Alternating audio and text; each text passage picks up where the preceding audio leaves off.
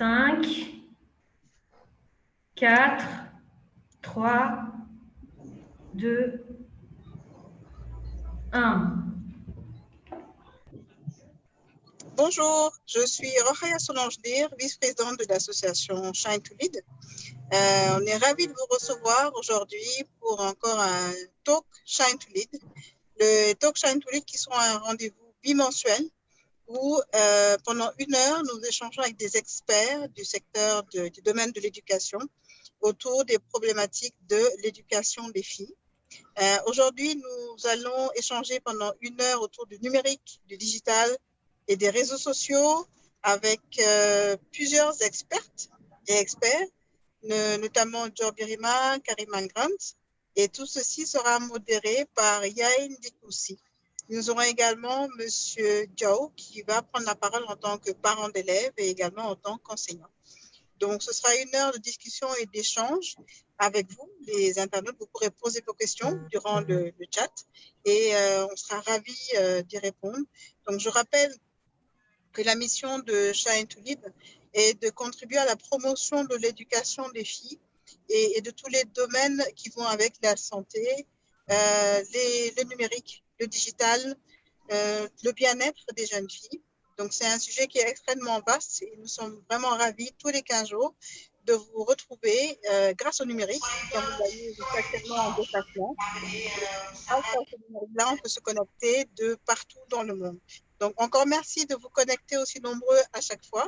Et je laisse la parole à Yain Dikoussi qui va modérer cette session pendant 1 heure. Dikou, la parole est à toi.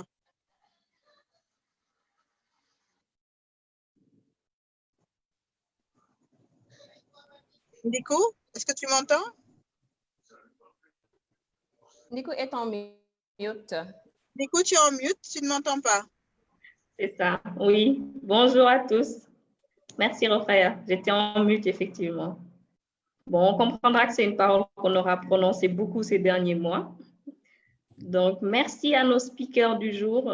Merci à nos témoins aussi. On a Latifa, M. Diao, à nos 2 spécialistes, Karima et Dior. On va aborder aujourd'hui un sujet qui est capital pour nous et qui l'est devenu encore plus ces derniers mois. C'est le digital, les réseaux sociaux. L'usage que nous en avons a beaucoup augmenté et cela prend de plus en plus de place dans nos vies. Aujourd'hui, on va parcourir un peu cet univers-là pour aller parler des différents types de réseaux sociaux, voir quelles sont les notions d'e-réputation, quels usages peuvent être faits du digital, donc de toutes les plateformes digitales et des réseaux sociaux. Latifa et M. Diao vont nous faire des retours d'expérience par rapport à ça. Et nos 2 spécialistes du jour, Dior et Karima, vont aussi nous parler un peu d'e-réputation, des fonctionnalités du digital et autres. Donc, je vous propose de faire un rapide tour d'1 minute pour vous présenter et ensuite nous allons passer au cœur du sujet.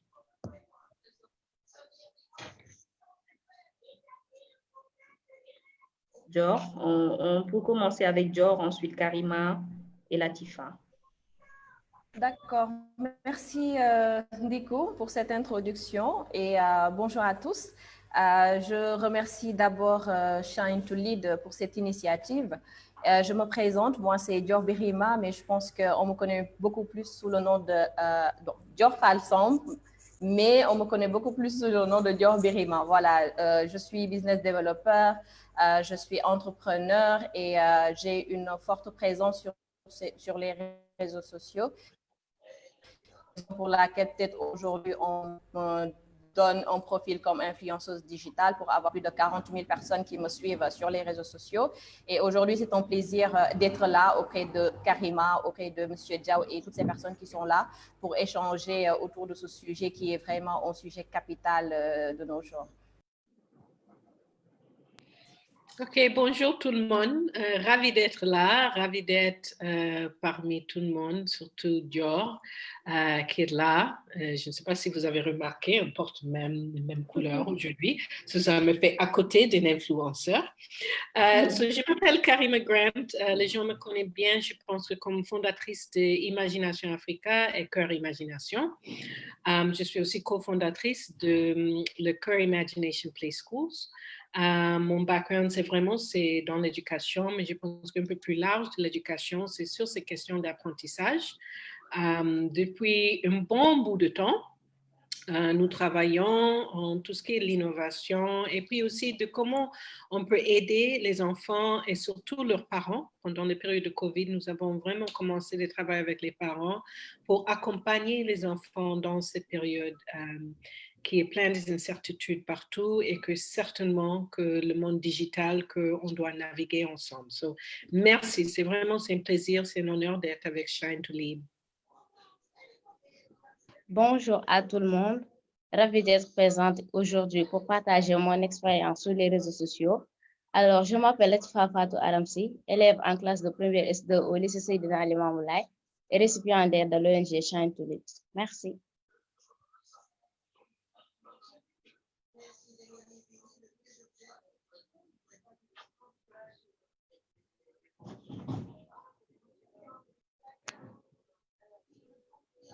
Oui, Latifa. Oui, bonjour. Vous m'entendez? Oui, on t'entend bien. Oui, alors je suis très ravie d'être ici aujourd'hui pour partager mon expérience sur les réseaux sociaux. Je réponds au nom de Latifa Fatou Aramsi, élève en classe de première S2 au lycée Seydina Limamou Laye et récipiendaire de l'ONG Shine to Lead. Merci. Merci beaucoup. Donc, en attendant que M. Diaw nous rejoigne, c'est un réel plaisir et un honneur de partager ce panel avec vous. Je vous propose de commencer par Dior. Dior, aujourd'hui, quels sont les types de réseaux sociaux et quelle est la fonctionnalité spécifique de chacun? Si tu devais faire une classe et de leur fonctionnalité, quelle serait-il?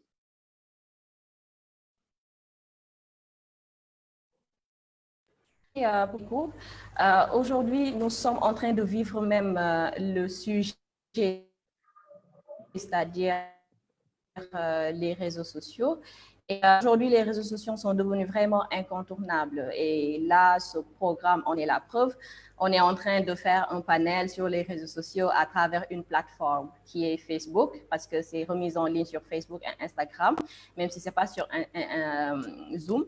Et aujourd'hui, on ne peut pas s'en passer. Si vous faites une petite enquête pour demander aux gens les réseaux sociaux qu'ils utilisent, aujourd'hui, même si elle ne vous dit que 2 réseaux sociaux, automatiquement, le premier sera Facebook parce que c'est un réseau très utilisé. Et aujourd'hui, sur Facebook, on a plusieurs profils, d'accord? On a des jeunes, on a des moins jeunes. Maintenant, même nos parents sont sur Twitter, sont sur Facebook pour voir ce qui se passe. Donc, même s'ils peuvent se passer des autres réseaux, Facebook devient indispensable. Donc, aujourd'hui, Facebook est un réseau social qui permet aujourd'hui d'avoir du contenu. Comme genre de contenu, vous avez des textes, vous avez des vidéos, la possibilité de mettre des images et aussi et surtout d'interagir. Et en termes de cette interaction, ça va plus loin parce qu'aujourd'hui, même si nous avons des comptes personnels, nos comptes qui sont à nous, aujourd'hui, il y a les entreprises également et les personnes morales, je vais dire pour généraliser, qui prennent également une place pour pouvoir travailler sur leur stratégie de vente, pour pouvoir promouvoir leurs produits. Et aujourd'hui, il y a une très forte audience sur Facebook qui permet aujourd'hui aux entreprises de pouvoir trouver leur audience ou bien la cible. Donc, en dehors de Facebook, nous avons également Twitter, qui est un de mes réseaux favoris. Twitter, à la base, qui était juste conçu, qui était plus utilisé par, les blogueurs, par ceux qui sont, par des journalistes. Mais aujourd'hui, c'est plus ouvert parce que c'est utilisé tout le monde l'utilise. Et ce qui fait sa particularité aujourd'hui, c'est que on n'a pas une certaine liberté pour pouvoir échanger, pour pouvoir discuter sur la quantité, par exemple, de texte, le nombre de caractères est réduit et limité. Aujourd'hui, c'est plus du microblogging. C'est pourquoi la limite des caractères est à 280. Donc, en plus, ce qu'on peut accompagner avec les posts sur Twitter, les tweets, c'est plus... les vidéos qui ne dépassent pas 2 minutes 20 secondes, etc.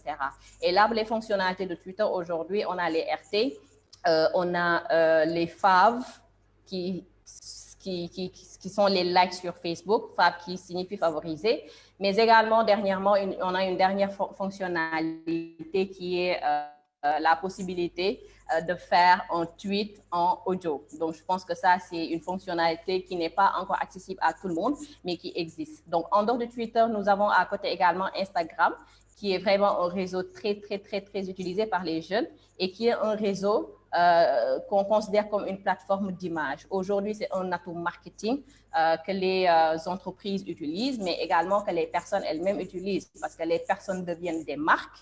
Donc, elles les utilisent pour leurs activités, pour promouvoir leurs produits, leurs services. Et tout ce qu'on peut faire, par exemple, pour avoir plus de visibilité, c'est vraiment les faves, les likes, la possibilité de mettre des stories également en 24 heures. Ça, c'est des fonctionnalités qui existent parce que si quelqu'un aujourd'hui ne veut pas vraiment faire des publications, il peut. Il y a YouTube qu'on connaît tous, qui est un réseau. Aujourd'hui, YouTube est plus utilisé pour les artistes, par exemple, pour la promotion des artistes, pour les tutos, pour des contenus d'entreprise. Aujourd'hui, si on se met dans le contexte de l'éducation des filles, par exemple, on peut trouver du contenu éducatif. Donc, c'est des vidéos qu'on charge à travers une chaîne YouTube qu'on peut consommer à n'importe quelle heure. Il y a cette possibilité de voir les lives, c'est-à-dire sur YouTube, en même temps sur Instagram, sur Facebook, sur Twitter. Mais il y a également un réseau assez particulier qui fait partie des réseaux sociaux, mais qui est plus professionnel, qui est LinkedIn aujourd'hui, qui rassemble des personnes avec des intérêts communs sur différents domaines d'activité. Et là, je pense que ça demande un contenu de qualité. Ce n'est pas un réseau comme Facebook où on peut mettre tout et n'importe quoi. Aujourd'hui, sur LinkedIn, du contenu, ce contenu doit être bien choisi parce qu'il y a une audience derrière qui est là, qui doit consommer ce contenu. Et il y a également les hashtags que nous utilisons tout le temps maintenant parce que les hashtags aujourd'hui, ça va vous permettre, si je prends aujourd'hui, si ça va quand je les activités, toutes les actions qui la Shine to Lead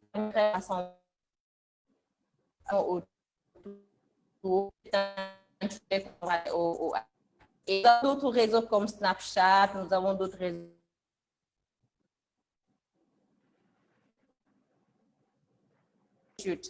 Là, on parle des plus jeunes, les jeunes filles. Aujourd'hui, il faut qu'elles soient sensibilisées à l'usage des réseaux sociaux, à l'utilisation des réseaux sociaux, à l'initiation des réseaux sociaux. Aujourd'hui, si j'utilise Facebook, je dois savoir pourquoi j'utilise Facebook. C'est quoi mes objectifs dans l'utilisation de Facebook? Parce que le temps de connexion, c'est de l'argent, c'est du temps. Et également, à la place, par exemple, il y a énormément de choses qu'on peut faire. Donc, si on doit aujourd'hui s'immerser pour avoir des objectifs bien précis et de pouvoir consommer du contenu qui nous sera bénéfique, que ce soit dans nos activités, que ce soit dans notre travail ou bien que ce soit dans le pourquoi on est aujourd'hui connecté sur les réseaux sociaux. Merci beaucoup, Dior, pour cet aperçu de différents réseaux sociaux. Nous pourrons revenir justement sur le contenu qui est dans chacun de ces réseaux, comment est-ce qu'il va venir constituer notre réputation et les autres éléments de présence numérique. Alors, on a la chance aujourd'hui de pouvoir vivre le digital à travers deux expériences différentes. On a Latifa, qui est une jeune femme, donc de son point de vue d'ado, qui va nous dire comment est-ce qu'elle utilise le digital. Et on a Monsieur Diao, qui est parent d'élèves et qui va aussi nous dire comment il vit tout ça et comment est-ce qu'il utilise le digital dans l'accompagnement de ses enfants. Donc, Latifa, si tu es prête, on te donne la parole pour un petit témoignage sur comment et quel réseau tu utilises et comment est-ce que tu t'y prends. Merci pour les questions. Alors, en tant que jeune, j'utilise presque tous les réseaux sociaux. Mais La plupart du temps, c'est pour décompresser et enlever le stress, mais aussi pour m'informer, surtout en ces temps de Covid.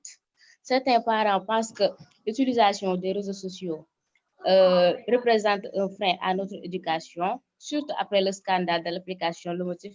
Mais je me dis que s'ils prennent le temps de voir ce qui se passe autour des réseaux sociaux, ils verront que nous avons un énorme privilège avec ces outils-là. Par exemple, mon petit frère de 6 ans, qui est pourtant en classe de CI, parle couramment le français et pourtant on lui parle le Wolof, mais juste qu'il sait comment utiliser les réseaux sociaux et surtout Google pour se débrouiller et pour parler très bien. Pour conclure, je peux dire que les réseaux sociaux, très bien utilisés et surtout avec une éducation de base stricte, représentent à eux-mêmes l'avenir de toute une population. Et aussi, moi, j'utilise beaucoup les applications, les réseaux sociaux. Tout le monde le sait. Je suis une adepte des réseaux sociaux, mais je sais où se trouvent mes limites. Donc, c'est ça le problème. Il faut savoir ses limites. D'accord, merci Karima. Quand tu parles de limite, à quoi fais-tu référence? Tu peux donner un exemple à nos mentis qui nous regardent? Limite, quand je dis mes limites, je dis qu'il y a certaines choses qui doivent rester privées. C'est ma vie privée. Si je suis dans les réseaux sociaux, c'est juste pour un temps. Ce n'est pas ma vie réelle. Par exemple, quand j'utilise TikTok, je fais des vidéos, j'imite certaines personnes de ce pays. Et pourtant, ce n'est pas ma personnalité. C'est juste pour un temps que j'utilise et après, je retourne à mes occupations. C'est juste ça. D'accord. Donc, plus une fonction de loisir, Latifa, si on t'entend bien, de loisir pour décompresser et vous détacher un peu après les cours et tout ça. Oui, même si j'utilise les réseaux sociaux pour apprendre, il y a aussi un temps pour me décompresser. Comme par exemple, il y a un mois, on faisait des cours sur Zoom avec Shine to Lead. Pendant 1 heure de temps ou bien 2 heures, je fais cours et après mes occupations, j'entre sur les réseaux sociaux et je déstresse, je décompresse et tout. Après, je retourne à mes quais. Très bien, d'accord. Merci beaucoup, Latifa. Monsieur Diao, on va écouter le retour d'expérience de Monsieur Diao, justement. Il va nous dire, en tant que parent, comment il vit ce que Latifa vient de nous décrire de l'usage des réseaux sociaux. Merci beaucoup, madame. Vous m'entendez? Oui, on vous entend très bien, Monsieur Diao. Bonjour. Bonjour, ça va? Très bien. Merci d'avoir accepté de partager votre expérience avec la communauté Shine to Lead. Merci beaucoup, madame. Madame, permettez-moi de remercier tout d'abord Shine to Lead pour l'honneur qui m'est fait de participer à cet échange d'expérience. Comme vous le savez, mon exposé se fera suivant 2 axes directeurs. Le premier axe, c'est le rôle des réseaux sociaux et du numérique en général dans l'amélioration de la qualité de l'enseignement. Perception d'un parent d'élève. Deuxièmement, comment les apprenants conçoivent-ils le digital, le numérique ou les réseaux sociaux dans leurs activités quotidiennes? Premièrement, donc, c'est le rôle du numérique dans la qualité de l'enseignement. La formation au Sénégal, en Afrique et dans le monde, se dispense suivant 3 canaux, notamment dans ce contexte de confinement généralisé engendré par la COVID-19.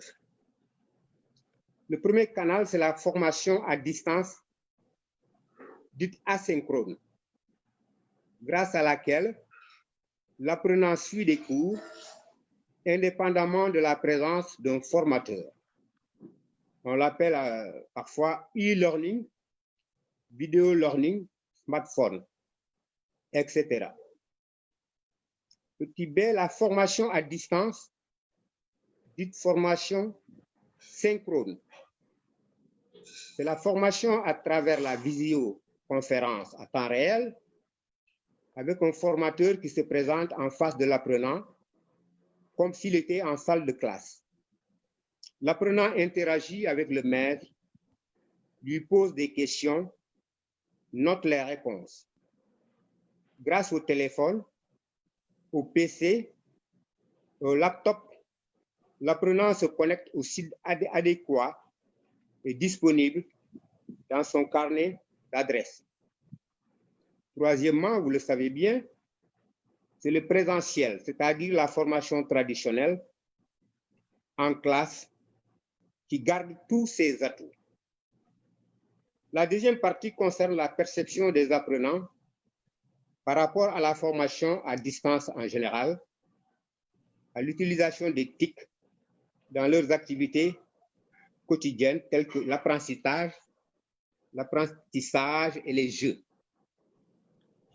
Pour faire court et clair, j'ai divisé les apprenants, la population des apprenants en deux groupes, pas toujours distincts. Le premier groupe comprend, c'est le groupe des pros, que j'ai appelé les professionnels, les experts, les sachants. Ils sont issus de la middle class. Ils maîtrisent parfaitement les secrets du Wi-Fi, du net, du smartphone. Leur carnet d'adresses très fourni leur permet d'assister en direct au cours de leur choix à une dictation in English en direct ou d'assister à des TD, des TP en labo de sciences ou de langage, ou de se connecter à un forum de discussion spécialisé interactif, où une question posée peut trouver immédiatement une multitude de réponses de la part d'experts en tout genre. Merci. Il y a le groupe beaucoup des amateurs. Oui, Monsieur Diao, si on comprend bien, c'est un outil pédagogique. Le digital, comment vous le décrivez, devient en plus d'un outil de loisir, comme Latifa l'a décrit, un outil pédagogique. Maintenant, vous, en tant que parent, comment est-ce que vous le vivez avec vos enfants? Quelle est votre expérience en tant que parent sur ce volet justement pédagogique-là? Et est-ce que vous vivez, comme le dit Latifa, l'aspect ludique qu'elles ont aussi du digital? J'en viens. Donc, le deuxième groupe est constitué des amateurs. Je les appelle des amateurs. Ce sont des élèves qui possèdent au plus un smartphone dont les crédits, entre guillemets, sont très souvent insuffisants, ce qui ne leur permet pas une connexion régulière. Voilà le tendon d'Achille de ce deuxième groupe. En conclusion, le digital compte beaucoup d'atouts, à condition de le considérer comme un outil, comme un adjuvant, un assistant TP, TD du maître de classe. Il permet notamment de pallier le manque d'outils pédagogiques, comme le laboratoire de sciences ou de langue. Cependant, il ne retrouvera sa place méritée que grâce à la volonté politique de l'État, seul capable d'y mettre les moyens financiers, matériels et humains nécessaires. Merci de votre attention. Maintenant, Madame, je suis à votre disposition pour toute question. Merci, Monsieur Diao. Merci pour ce premier aperçu. On va continuer notre tour de table et on reviendra à vous tout à l'heure. Merci beaucoup, Madame. Merci. Karima, donc on te laisse la parole. Si tu veux bien nous parler des autres usages du digital, que ce soit dans la vie professionnelle ou la vie quotidienne privée, quels sont aujourd'hui les usages autres que tu as identifiés possibles sur le digital et les réseaux sociaux? Juste pour clarification, moi ou Dior? Vous avez posé Karima. Ok, oui, pardon. Karima, toi. Merci et merci vraiment à M. Diao pour cette présentation. Je pense qu'il y a plusieurs utilisations. Je pense que Dior avait vraiment élaboré toutes les utilisations. Je pense que aussi ce qui est très intéressant, c'est Latifa avait parlé de comment les jeunes utilisent les réseaux et je pense que comment les jeunes utilisent les réseaux par rapport à moi, en tant que parent, par rapport à quelqu'un qui utilise ça professionnellement, il y a plusieurs utilisations. Je pense que nous tous, maintenant, le grand souci, c'est que la ligne entre loisir et professionnel n'est pas tout à fait toujours trop claire. Par exemple, moi, on peut utiliser Facebook pour connecter, surtout dans ces périodes de Covid, avec des familles qui ne sont pas proches, de rester en contact, mais aussi c'est une opportunité de aussi promouvoir, de parler, de faire la publicité, des actions, des programmes. Même il y a beaucoup de gens qui utilisent ça pour célébrer un peu ce que les organisations ont pu faire, de transmettre des messages et tout. Beaucoup de ces réseaux sont aussi des plateformes de publicité. Ce que je trouve qui est intéressant, c'est pendant le COVID, c'est que les gens ont vraiment transformé ce monde virtuel comme une façon de rester en contact, de communiquer, de même prendre des classes. Par exemple, chez moi, ma fille est une danseuse et par exemple, elle prend tous ses cours de danse sur Internet. Je pense que maintenant, ce qui est disponible à nous, c'est de réimaginer comment on peut utiliser ces plateformes qui étaient à la fois juste des plateformes de loisirs ou des plateformes de réseautage, comment on peut rester en connexion avec des autres gens qui sont des collègues, peut-être dans les mêmes métiers ou dans les mêmes domaines. Mais plus en plus, ce que je trouve, surtout avec le COVID, c'est que les réseaux sociaux sont une manière de savoir, de trouver des informations. Et ça amène pas mal de soucis parce qu'on a toute la dimension de fake news.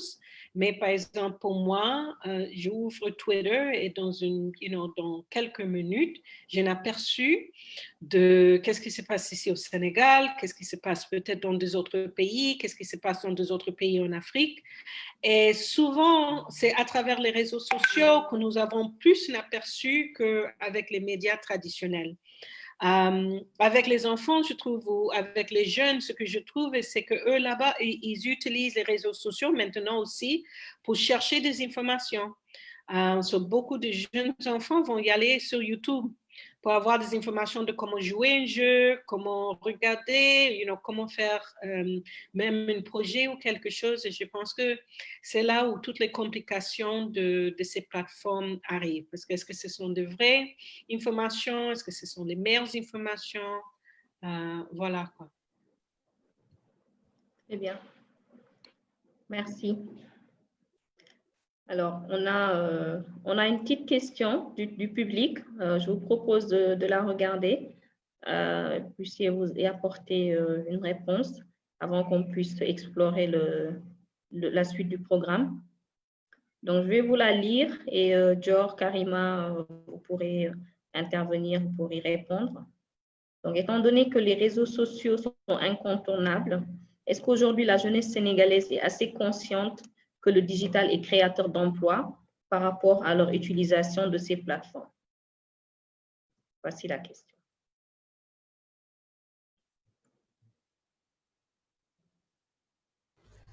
Georges, je ne sais pas si vous voulez commencer, oui. Oui, je vais me lancer. Alors, je disais tantôt, j'expliquais un peu un réseau comme LinkedIn qui est un réseau professionnel, mais aujourd'hui, les recruteurs ne se limitent pas seulement à LinkedIn parce qu'il faut du social listening, c'est-à-dire aujourd'hui, quand ils veulent recruter, le point qui allait arriver tout à l'heure avec les réputations, mais je ne vais pas trop anticiper. Donc, c'est super important et je pense que les jeunes ne sont pas conscients par rapport à cela. Aujourd'hui, moi, si je cherche du travail, je ne suis plus à l'ère où je vais imprimer mon CV en 100 exemplaires, aller toquer à chaque porte d'une entreprise pour leur déposer mon CV. Non, il y a énormément d'offres sur les réseaux sociaux, mais au lieu aujourd'hui de prendre le temps de checker ces offres qui sont disponibles sur certaines plateformes, aujourd'hui, moi, je préfère être là en train de mettre du contenu qui n'est pas adéquat, par exemple, par rapport à ce que je fais. Et ce que les recruteurs voient, c'est la ligne éditoriale. Donc aujourd'hui, quand je suis intéressée par exemple par les STEM, toutes les choses que je commente, les articles que je poste doivent être autour des STEM Education. Du coup, aujourd'hui, on saura que Dior aujourd'hui est spécialisé dans les STEM et quand je cherche un profil, je suis sûre qu'elle pourra aujourd'hui répondre à mes besoins par rapport à mon entreprise ou bien par rapport à mon activité. Donc, de plus en plus, nous devons faire attention à ce que nous mettons sur les réseaux sociaux parce que ça parle. Et même si on supprime, ça reste. Donc, juste pour dire aux jeunes qu'il y a énormément d'opportunités. Moi, aujourd'hui, quand j'ai envie, par exemple, de participer à un forum ou bien à un salon, je n'attends pas que le salon vienne toquer à ma porte. Je vais sur Google, je mets forum 2019-2020 ou bien forum sur le leadership, sur l'entrepreneuriat féminin 2020-2021 ou bien même les années à venir. Et du coup, on a des centaines et des centaines de résultats. Maintenant, le challenge, c'est de pouvoir gérer ces informations-là, gérer ces résultats-là pour pouvoir maintenant les exploiter et saisir ces opportunités. Merci beaucoup, Dior. Karima, un mot sur la question? Oui, je pense que je suis tout à fait d'accord avec ce que Dior a dit. Moi, en tant que quelqu'un qui emploie souvent les jeunes, je suis toujours étonnée par, en fait, ils sont très bien, ils sont toujours sur le net, mais ils n'utilisent pas ça dans une manière très consciemment. Par exemple, je suis toujours... ils vont venir, par exemple, pour un entretien, mais ils n'ont pas fait le minimum de recherche sur une organisation. Par exemple, il y a toujours l'habitude de juste aller faire Google, regarder l'organisation, qu'est-ce que l'organisation a fait. Ça vous donne plus d'informations sur l'organisation. Ça vous donne aussi la possibilité de parler avec un recruteur ou quelqu'un sur justement le travail que l'organisation fait. Je pense qu'aussi, il faut être très conscient de le profil que nous sommes en train de développer, parce que, par exemple, pour moi, quand je recrute, je n'hésite pas d'aller faire une recherche sur le nom de personnes et regarder qu'est-ce que sont les choses. Je sais qu'il y a beaucoup de recruteurs qui font ça, de regarder qu'est-ce que sont sur leur profil Facebook, le profil de Twitter, quels qu'ils sont, parce que ça me dit beaucoup de choses sur cette personne. Et je pense que c'est ça que peut-être les jeunes aussi ne se prennent pas en compte toujours. Aussi d'avoir peut-être un profil privé, comment vous pouvez protéger votre profil privé en Facebook. Comment vous pouvez aussi nourrir votre profil professionnel. Par exemple, si quelqu'un est en train de faire la recherche, cette personne va seulement trouver des traces professionnelles de ce que vous êtes en train de faire, de chercher aussi un autre email. Ce n'est pas forcément les réseaux sociaux, mais je suis toujours étonnée de recevoir des CV des gens qui sont des Beyoncé's daughter ou la fille de n'importe quel célèbre. Alors, c'est que de vraiment être très conscient de quel profil, de savoir que dès qu'on rentre dans les réseaux sociaux, c'est un profil public et que c'est un profil qu'on doit vraiment gérer et d'être très conscient de ce qu'on veut. Si c'est quelque chose qu'on veut rester privé, de comment on met tous ces notices ou ces jeux ou ces blagues, diriger ça directement à nos amis et pas laisser ça ouvert alors qu'il y a une trace qui reste. Parce que je pense qu'un des grands soucis, c'est que pour les jeunes, comme pour beaucoup des adultes, je pense que ce n'est pas quelque chose qu'on enseigne non plus dans nos écoles ou dans nos universités, mais de comprendre les réseaux sociaux comme une plateforme publique. Merci, Karima. Merci beaucoup.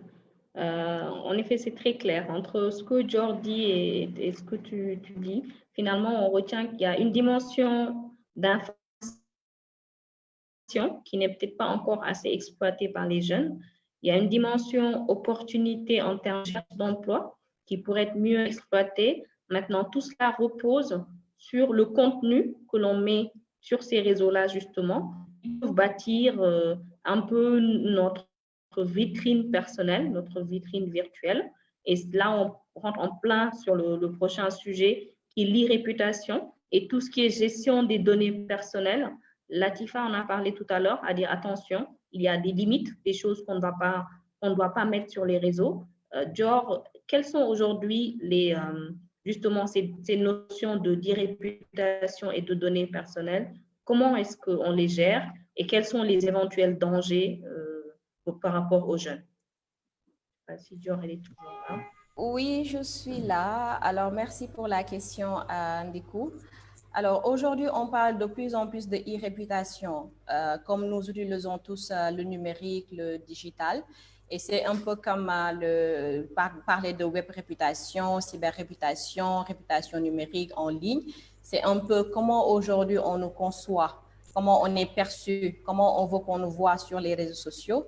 Et c'est une problématique d'image et de perception. Aujourd'hui, je ne sais pas si vous le faites, mais moi, je le fais, par exemple, c'est aujourd'hui aller sur Google, juste écrire Dior Birima et voir les résultats. Ou bien écrire Dior Falsam et voir les résultats. Je ne sais pas si les personnes qui nous suivent le font, mais je vous invite à essayer et vous serez surpris. Vous allez vous demander comment ça se fait aujourd'hui qu'il y ait des informations sur moi sur Google, alors que je n'ai par exemple pas de compte Google, mais c'est juste parce que vous avez mis du contenu sur les réseaux sociaux qui sont redirigés sur Google, par exemple. Moi, quand je le fais, je mets sur la barre de recherche, je mets le nom et ensuite je mets sur image. Je vois toutes les images sur lesquelles j'ai été citée ou que moi-même j'ai publié, ou bien je vais à vidéo ou bien actualité. Et là, on a toutes les informations qui concernent ton nom, qui concernent ton domaine d'activité, mais aussi autre chose, pas seulement le nom, mais également le numéro de téléphone. Aujourd'hui, mettre juste ton numéro de téléphone pour voir, parce que peut-être tu n'as jamais informé ton numéro de téléphone sur un site ou bien sur une campagne de communication et tout, mais peut-être quelqu'un peut utiliser ton numéro à ta place pour d'autres objectifs qui ne sont pas vraiment positifs, d'accord? Et aujourd'hui, l'irréputation, moi, je le prends sur 3 phases. La première phase, c'est la prévention. Donc, Latifa l'a dit tout à l'heure, c'est se protéger. C'est aujourd'hui savoir ce que j'ai envie de mettre sur les réseaux sociaux, ce que j'ai envie que les gens sachent de moi, de ma famille. Est-ce que je vais exposer ma vie privée? Est-ce que je vais exposer ma vie professionnelle? C'est vraiment savoir exactement faire un choix sur ce que je vais alimenter sur mes réseaux. Ensuite, il y a la partie maintien. Donc, on a déjà une façon dont on est perçu sur les réseaux sociaux. Maintenant, l'objectif, le challenge, c'est de maintenir, parce qu'il y a beaucoup d'influence sur les réseaux sociaux. Nico, on sait quelque chose sur Twitter, il y a beaucoup d'interactions. Les gens peuvent t'énerver d'une minute à l'autre et ça peut te pousser à bout à dire des choses qui ne te ressemblent pas. Tu vas supprimer. Mais quand on poste quelque chose sur les réseaux sociaux, dès les premières secondes, c'est parti. Même quand on supprime, ça peut rester. Quelqu'un peut faire un screen. Donc aujourd'hui, ça, c'est le maintien. Maintenir aujourd'hui cette image, cette identité numérique que j'ai sur les réseaux sociaux. Ensuite, il y a la partie réparation. Ça, c'est quand le coup est déjà parti. Quand aujourd'hui, il y a un bad buzz sur moi-même, sur ma marque, sur mon entreprise, c'est de savoir gérer ce bad buzz. Ce n'est pas aujourd'hui aller sur tous les réseaux et essayer de supprimer tout ce qui est contenu. C'est aujourd'hui avoir une bonne stratégie pour pouvoir faire face à ce bad buzz. Parce qu'on aime, voilà, on est actuellement, les gens sont très orientés fav, like, RT, etc. Mais parfois, ça peut mal se passer. Donc, et savoir que tout ce qu'on met sur les réseaux sociaux aujourd'hui, ça reste quelque part. Même si on désactive tous nos réseaux, même si aujourd'hui, je ne le souhaite pas, quand je vais mourir, il y a toujours des traces que je vais laisser sur les réseaux sociaux. Donc, aujourd'hui, c'est de savoir, aujourd'hui, quand je ne serai pas là demain, ce que je souhaite que mes enfants trouvent sur les réseaux sociaux.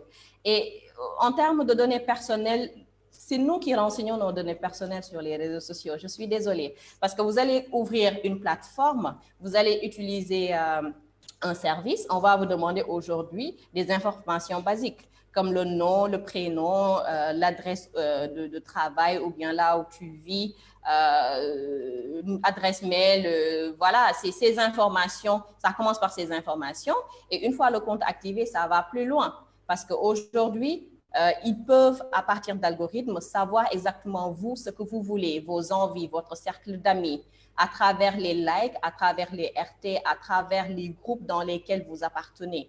Donc après, il y a des milliards d'informations derrière qui sont traitées par des entreprises. Donc pour une entreprise, par exemple, comme Facebook, aujourd'hui, quand nous utilisons les ads, c'est parce que Facebook a une forte base de données une base de données qui constitue nos données personnelles.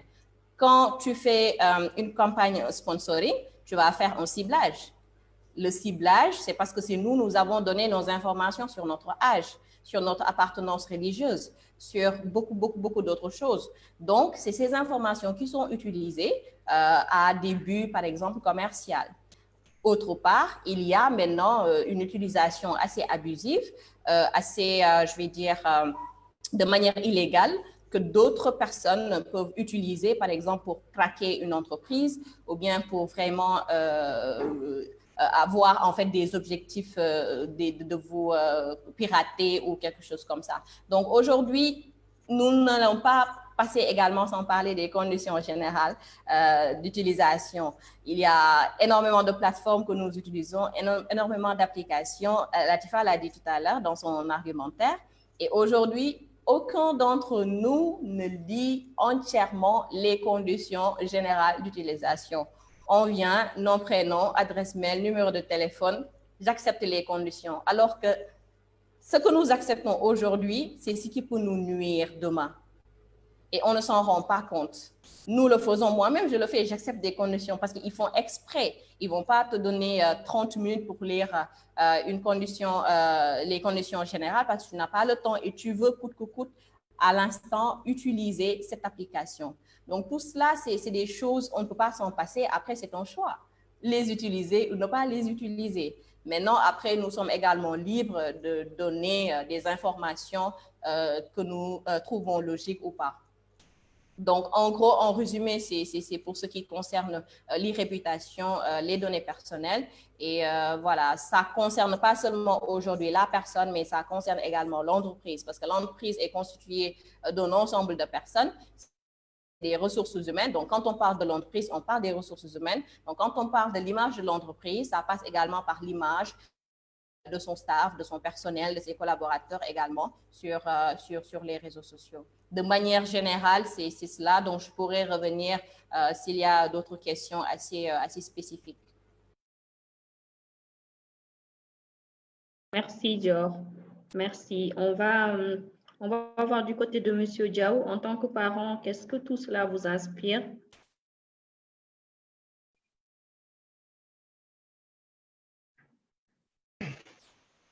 Merci beaucoup, madame. Je pense que l'e-réputation concerne beaucoup plus l'éducation des enfants à la maison. Vous me recevez?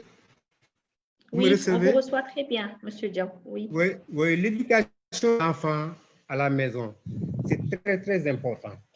Un enfant qui est mal éduqué, bon, dans les réseaux, que ce soit dans les réseaux sociaux, ou classe, ou dans la rue, bon, il ne respecte pas les personnes âgées, le droit d'aînesse, il ne respecte pas, il sort de... Aujourd'hui, dans la rue, j'ai entendu un enfant insulter de mère, son copain. On me dit non, c'est un lébou, bon, ils ont l'habitude. Non, ce n'est pas vrai. Où est-ce que vous avez pris les lébous? Donc, ça compte beaucoup l'éducation. Vous a posé une question qui est très intéressante. Il a dit que qu'est-ce que les enfants pensent des emplois que les réseaux sociaux peuvent créer? Bon, moi, je crois que si je peux y répondre, ça dépend de la volonté politique de l'État. Je donne un exemple. Il n'est pas rare de voir un lycée ou un collège sans informaticien. Personne ne maîtrise ces outils-là. Et on demande aux enfants de maîtriser ces outils. Vous voyez un peu le problème que ça crée? Combien y a-t-il de lycées qui n'ont pas de site Internet? Combien y a-t-il de lycées qui n'ont pas de salle d'informatique? C'est pourquoi dans mon exposé, j'ai parlé de la volonté politique de l'État. L'État a l'habitude de dire, bon, la formation à distance, on va mettre un accent là-dessus. Mais moi, je ne vois pas clairement la volonté politique de l'État. J'ai un ami sénégalais, bon, mathématicien qui enseigne au Gabon. Il m'a dit, durant la COVID-19, le président gabonais a mis tous les professeurs à l'informatique, à la formation à distance, ainsi que les élèves. Tout de suite, en moins de 2 semaines, ils ont maîtrisé les outils et ils avaient le matériel. C'est ce que j'appelle, moi, la volonté politique. C'est ce que je voulais dire, madame. À la suite, l'irréputation dépend des parents d'élèves. Il y a des élèves qui ne savent même pas ce que les injures veulent dire. Très souvent, on te demande quelle est l'injure qu'elle a proférée. Est-ce que tu peux m'expliquer? Je dis non, je ne peux pas parce que moi-même, je ne connais pas. Je ne connais pas l'injure qu'il a proférée. Surtout que ça a été prononcé en lébou. Hein, vous m'excusez, c'est ça que je voulais vous dire, quoi. Très bien. Je suis à votre disposition, madame. Merci beaucoup, M. Diao. Merci beaucoup, madame. Donc, on retient l'éducation de base va prévaloir dans toutes les interactions sociales finalement qu'on peut avoir, que ce soit sur le virtuel ou dans la vraie vie, mais aussi tout ce qui est accompagnement pour que tout le monde puisse avoir le même niveau d'éducation et d'appropriation du numérique, ce qui permettrait qu'on puisse mieux les utiliser. Merci beaucoup. Merci, M. Diao. Karima, je me tourne vers toi. Monsieur Diao a parlé un peu des contraintes et des obligations en tant que parent, justement pour fournir cette éducation de base-là, qui permettra aux plus jeunes d'avoir un comportement, en tout cas sur le digital, qui ne leur sera pas nuisible demain, comme Dior en parlait. Quels autres outils peuvent-ils disposer en termes de protection parentale pour justement accompagner ces jeunes dans l'usage du digital? OK. Il y a plein d'outils. Je pense qu'il y a plein de sites de protection et tout. Mais je pense que ce que M. Diao vient de soulever est très important. Le premier outil, le plus important, le moins cher, c'est la communication. Parce que c'est très, très difficile pour maintenant mettre beaucoup d'outils. Il y a des outils très bien. Il y a des parents même qui ferment les internets à partir d'une certaine heure, qui bloquent certains sites et tout ça. Tout ça, c'est disponible. Mais pour nous, un des conseils qu'on donne aux parents, c'est quel genre de relation avez-vous avec vos enfants? Parce que c'est très facile pour les enfants pour contourner, surtout les jeunes, les adolescents, de trouver des façons. Et s'il n'y a pas cette ouverture de communication, de même savoir qu'est-ce qui est les tendances, qu'est-ce qu'ils vont, où sont les sites. Par exemple, beaucoup de parents pensent que être sur Facebook, c'est une façon facile de trouver leurs enfants, alors que pour beaucoup de jeunes, ils sont plus sur Facebook, ils sont sur des autres réseaux qu'on ne maîtrise même pas. Comment nous, autant que parents, d'abord, on s'informe de quelles sont les raisons, comment les enfants sont en train d'utiliser. Est-ce qu'autour de table, est-ce que nous avons des espaces, avant qu'on parle des espaces virtuels, est-ce que, par exemple, autour de table, quand on mange, on discute et pas sermoniser, hein, pas faire comme ça à nos jeunes, mais vraiment avoir une discussion avec qu'est-ce qui se passe sur les réseaux sociaux. Que comme ça, ces jeunes qui utilisent ces espaces pensent que c'est bon pour venir vers leurs parents pour parler de différentes situations, de ce qu'ils voient sur les réseaux sociaux. Je pense que la deuxième chose, c'est que c'est très important pour les parents, et c'est ça, je pense que je rejoins M. Diao sur où sont l'accompagnement justement de l'État, les investissements qu'il faut, parce que beaucoup de parents eux-mêmes, le problème avec les réseaux sociaux, c'est que vous pouvez être très autodidacte. Nos enfants ont appris comme ça, ils se formaient de comment utiliser quelque sorte les réseaux sociaux, même si ce n'est pas les meilleurs. Alors que souvent, à mon âge, nous sommes très fatigués. Ça, c'est assez pour nous pour juste cliquer, liker quelque chose sans savoir où sont les autres utilisations, comment les gens sont en train d'utiliser. C'est très important que comme parents, qu'on se forme de quelque sorte et qu'on ne soit pas honte de demander à nos enfants de nous accompagner. Une tendance que je trouve qui est très intéressante, c'est que par exemple sur TikTok, que vous voyez beaucoup de vidéos des enfants et leurs parents. Et pendant le COVID, on a vu beaucoup de parents qui faisaient des vidéos avec leurs enfants et je pense que ça, c'est une utilisation positive.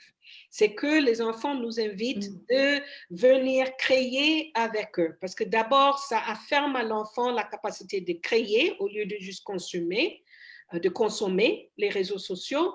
Deuxièmement, je pense que ça permet aux parents d'être dans les milieux avec leurs enfants et leurs jeunes. Ce n'est pas toujours possible, mais je pense que ça, c'est une facilité. Maintenant, je pense que ce qui est aussi très important, c'est que comme parents, on comprend de qu'est-ce que ça sert. Latifa a, je pense que trop bien énuméré les raisons pourquoi elle est là. Elle a cette bonne éducation, pour elle, elle comprend qu'il y a des limites. Mais pourquoi beaucoup de jeunes dépassent leurs limites? C'est parce que pour eux, les réseaux sociaux, c'est une source incontournable pour être affirmé. Right? Si vous avez 100 likes sur une vidéo qui dure 5 minutes, il n'y a rien qui est mieux pour ça, surtout dans une période de confinement. So, ça dépasse une question de quelle éducation que nous avons donnée, ça devient une question de l'estime en soi. So, un des travaux qu'il faut qu'on fait comme parents, c'est de raffirmer surtout nos jeunes filles, surtout nos jeunes garçons, qu'on peut affirmer eux quand ils ne sont pas sur les réseaux sociaux, de ce qui sont leurs autres intérêts, de les parler, d'être en communication. Parce que ça, comme ça, ils vont pas avoir tellement un besoin que les réseaux sociaux compensent pour ceux qui sont en train de chercher cette affirmation. Je pense qu'un dernier point qui est très important pendant la période de COVID, c'est qu'on soit comme des adultes, des modèles. So, pour tous les parents qui sont là, c'est très, très difficile pour nous pour dire à nos jeunes, attention, où sont vos limites avec les réseaux sociaux, alors que nous avons nos téléphones à côté de nous tout le temps. Right? So, nous sommes toujours devant un écran. So, comment nous-mêmes, nous pouvons aussi mettre les téléphones à côté, ne ouvrez pas notre Facebook première chose le matin, n'ouvrez pas Twitter première chose le matin, quand on fait la petite déjeuner avec nos enfants, quand on engage, quand on a des discussions. Et comme ça, on est en train de montrer un modèle à nos enfants de comment avoir des limites avec les réseaux sociaux. Je connais beaucoup de parents qui font une technique que je trouve qui est très intéressante. C'est qu'ils ont un panier et quand c'est l'heure de manger ou c'est l'heure off, tout le monde, même les parents, mettent les téléphones dans les paniers pour un temps que tout le monde a décidé que ça va être 1 heure ou 2 heures sans connexion et puis on cherche une autre activité qu'on fait ensemble. So, voilà quelques astuces, je pense que pour les parents et même pour les jeunes pour réfléchir de quelque sorte de pourquoi vous utilisez les réseaux sociaux autant. Merci Karima. Latifa, tu peux nous donner ton sentiment là? Qu'est-ce que ça t'inspire, tous les échanges qu'on vient d'avoir? Nous allons arriver bientôt à terme de notre talk. Nous faisons un dernier tour pour conclure. Latifa, tu peux nous donner un peu ton ressenti après tous ces échanges très intéressants? Après avoir écouté tous mes tatas et M. Diaw, je me dis que le mieux, ce serait de se limiter, comme je l'ai dit avant, se limiter par rapport aux réseaux sociaux. Tata Dior l'a dit, les réseaux sociaux, ce que tu y mets, ça reste, ça ne part pas. Et aussi, on peut très bien s'en sortir. Comme par exemple, vous l'avez dit, LinkedIn, c'est le domaine professionnel, mais aussi nous aussi, en tant que jeunes, on peut y mettre notre compte pour le futur, se préparer pour l'avenir et tout ça. Et donc, les réseaux sociaux, c'est un truc très bien, mais aussi, je me dis que nous, les jeunes, nous ne savons pas comment l'utiliser. On l'utilise juste pour l'utiliser, mais on ne sait pas comment l'utiliser pour s'en sortir et tout ça. Est-ce que tu te sens prête aujourd'hui à aller exploiter tout le potentiel avec la recherche d'emploi, ça viendra plus tard, mais tout ce qui est recherche d'informations et autres usages que Karima et Dior nous ont décrits tout à l'heure? Oui, je me sens très prête pour m'y investir parce que c'est mon avenir en soi. Ce n'est pas l'avenir de mon père, ni celui de ma mère. Si je m'investis dans les recherches, c'est pour moi, je le fais pour moi, je ne le fais pas pour eux. Donc, le mieux, ce serait de s'investir très tôt pour savoir où me situer par rapport aux réseaux sociaux. Très bien. Merci beaucoup, Latifa. De Dior, rien. un petit mot pour la fin. Oui, alors moi déjà, je suis très fan de Latifa parce que c'est une jeune fille qui sait déjà ce qu'elle veut. Et juste quelque chose, une petite précision, LinkedIn n'est pas fait seulement pour les adultes ou bien ceux qui ont déjà un bac plus 5, plus 4. Dès à présent, Latifa, tu peux ouvrir ton compte LinkedIn parce que ce que tu parce que tu as fait BFM, tu es membre de Shine pour moi. Donc ça, par exemple, c'est des informations que tu peux renseigner sur ton profil LinkedIn. Et là, très tôt, tu commences à t'habituer et plus vite tu vas maîtriser le réseau et il y aura une différence, une longueur d'avance par rapport à tes camarades. Maintenant, pour finir, j'aimerais juste lancer un appel en partant sur l'intervention de M. Diao et de Karima pour dire aujourd'hui qu'il faut très tôt mettre dans le système éducatif l'initiation aux médias sociaux. Parce qu'on ne le fait pas, les jeunes vont faire ça eux-mêmes. Donc, si on le met très tôt et qu'on les sensibilise par rapport à l'utilisation, qu'on les sensibilise par rapport aux dangers, qu'on les sensibilise également par rapport à la protection, parce que les enfants ont des droits. Aujourd'hui, on a des droits. Et comme on est dans un contexte pour parler un peu de jeunes filles et tout, sur les réseaux sociaux, il y a beaucoup de jeunes filles qui subissent des intimidations, des jugements, il y a les prédateurs par-ci. Et quand on est très, très jeune, on a peur d'en parler à ses parents. Donc, je pense qu'il doit y avoir des séances aujourd'hui organisées dans les lycées, dans les CM, pour parler très tôt de ce sujet qui sont les réseaux sociaux, comment les utiliser, comment faire de sorte qu'on ait une valeur ajoutée dans cette utilisation-là. Donc, voilà, je pense que c'est mon mot de la fin, c'est l'appel que je voulais faire à toutes les organisations. Shine to Lead, je pense qu'elle est sur cette dynamique-là et je l'encourage vraiment également dans ses actions. Et je remercie toutes les personnes qui nous regardent aujourd'hui. Soyez prudents sur les réseaux sociaux. Merci beaucoup, Dior. Merci. Donc, en résumé, nous avons pu faire le tour sur les différents usages du digital. Je pense avec les quelques limites et les conseils que Karima, M. Diao et Dior ont bien voulu partager avec nous cet après-midi. On comprend qu'il y a encore un potentiel qui est inexploité, qui va permettre aux jeunes de mieux se l'approprier, en tout cas mieux se servir des réseaux sociaux et du digital. Cela passe par l'accompagnement dont parlait M. Diao, mais aussi tout le volet initiation pédagogique dont Dior a parlé tout à l'heure, et tout ce qui est cadrage dans l'environnement parental pour mieux en tout cas gérer la relation des jeunes avec les réseaux sociaux et le digital. Nous vous remercions tous d'avoir participé à ce talk. Merci beaucoup aux internautes d'y avoir assisté et nous vous donnons rendez-vous très prochainement avec le réseau Shine to Lead pour un autre thème que nous allons aborder ensemble et échanger. Merci beaucoup.